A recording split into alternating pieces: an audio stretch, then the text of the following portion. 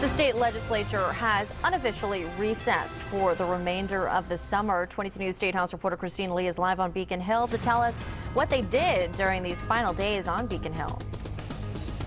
State lawmakers spent the end of July overriding many of the governor's vetoes that would have slashed funding for firefighters, pest management, cities and towns, among other things.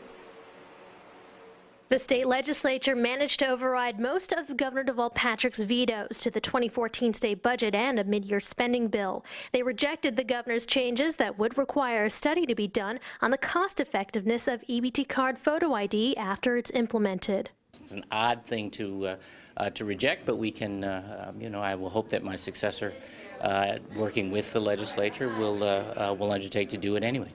They also did away with many of Patrick's spending vetoes that would have reduced funding for the Department of Fire Services and Department of Corrections, each by about $2 million. The governor vetoed them because he said they weren't part of his plan, but the reality was that they were relevant and important to us. I mean, things like integrated pest management in terms of dealing with a variety of issues.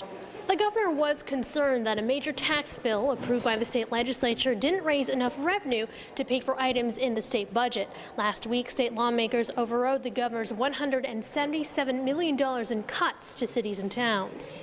The state Senate adopted a few of the governor's changes. They agreed with his change to a provision that would have penalized sex offenders for providing accurate information to the Sex Offender Registry Board.